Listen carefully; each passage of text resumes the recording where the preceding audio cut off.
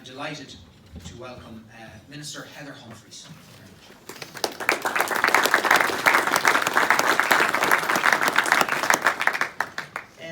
Councillor Seamus Coyle, the Chair of Monaghan County Council, and Councillor Sean Conlon, ladies and gentlemen, good morning.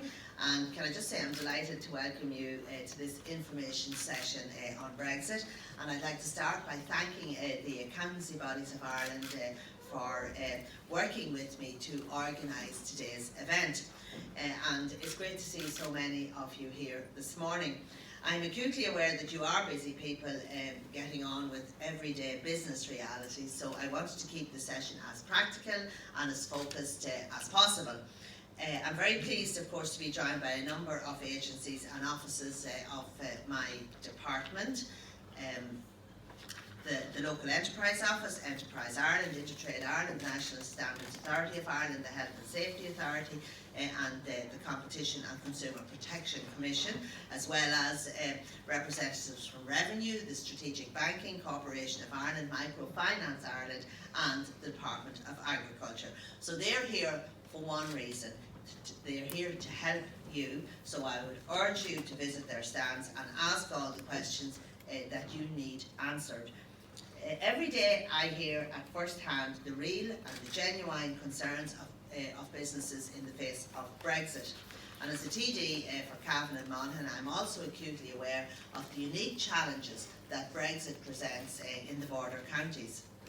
So let me be clear at the outset that my contribution here today deals with the issue of trading with the UK on a non-island basis. And this is the basis underpinned by the withdrawal agreement, including the protocol on Northern Ireland, negotiated by the EU and the UK over a 2.5-year period. And you will be aware of the strongly held position of the government that we are not planning for a hard border. And there are many unknowns with Brexit, but the one constant is that whatever happens, it will bring huge change to the way that we do business. Without the withdrawal agreement and the backstop, there are no easy answers, but there are actions that will ease the burden on firms. Work is continuing with the European Commission on how, in a no-deal scenario, to achieve our shared objectives of protecting the integrity of the single market and Ireland's place in it, and avoiding any physical infrastructure on the island of Ireland. Meanwhile, our planning for all possible outcomes will continue both at home and at EU level. Brexit may have been postponed, but it is not going away. In fact, the closer we get to the 31st of October, the more and more likely a no-deal scenario becomes. And that's why I'm so pleased to see you here this morning.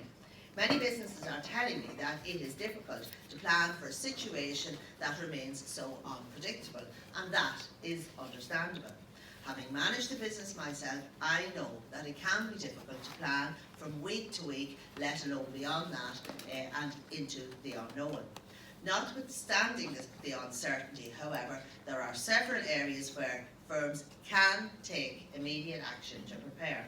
And I'm pleased to announce that my department has developed a checklist of the key actions that businesses need to take to prepare for Brexit. And this here's the checklist, and there's one in your pack. So I'd urge you to go through that, and it's a very useful checklist. And it's as I said, it includes links to the relevant agencies who can provide further guidance in specific areas. So I'm asking businesses to take heed and take action now. First of all, look carefully at your supply chain from end to end. And this will help to identify any reliance on the UK, whether through suppliers, service providers or logistic companies, including transportation and distribution. You should seek assurances to ensure continuity of supply. Consider whether it might be worth changing your supplier. And in fact, I spoke to a business about a month ago who was importing oranges, and they had always imported them from the UK. So they decided in the wake of, or in preparing for Brexit, they'd look for a new supplier. So they did identify a new supplier, and it took a bit of time, but they did. They identified somebody in Spain. They're now getting better oranges and cheaper oranges because they made that effort to look somewhere else, and instead of continuing to get them where they always got them. So it has actually worked out better for them. So I would say to you, that it is worth looking at where you get your supplies from. And examine your supply chain costs and the possible implications that might apply after Brexit, like tariffs, for example. It's also important to talk to your own customers and, where possible, give them the assurances that you can continue supplying them. In addition, customs and other controls are very important issues that you need to be aware of and actively prepare for. Consider what documentation and customs control procedures are relevant to your business. At a minimum, you must register with the revenue for a customs number known as an EORI. And this is a very simple and quick procedure, but without it, you simply cannot continue to trade with the UK. You're also going to need to have a customs declaration completed accurately. And for this reason, you need to consider how to manage the additional burden, whether in-house or by engaging a customs clearance agent. So Revenue are here today, and they'll be happy to hear any queries that you have. So please have a chat with them. If you're working in the agriculture or agri-food sector, you need to prepare for new controls and SPS checks, and to register with the Department of Agriculture on their traces system. And as I mentioned earlier, I'm delighted that representatives from the Department of Agriculture, Food and Marine are here today to help with your inquiries on these complex issues. So again, have a chat with the representatives here from the Department of Agriculture. And while it may not be relevant for everyone, it is also crucial that businesses are aware of issues around certification of a range of products, including industrial, medical and construction products, as these can impact your supply chain.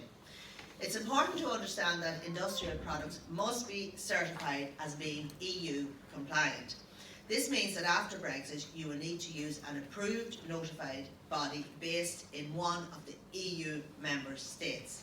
It's also important to be aware that additional responsibilities arise as an importer when sourcing products from outside the EU, because in a no-deal scenario, the UK will be classed as a third country.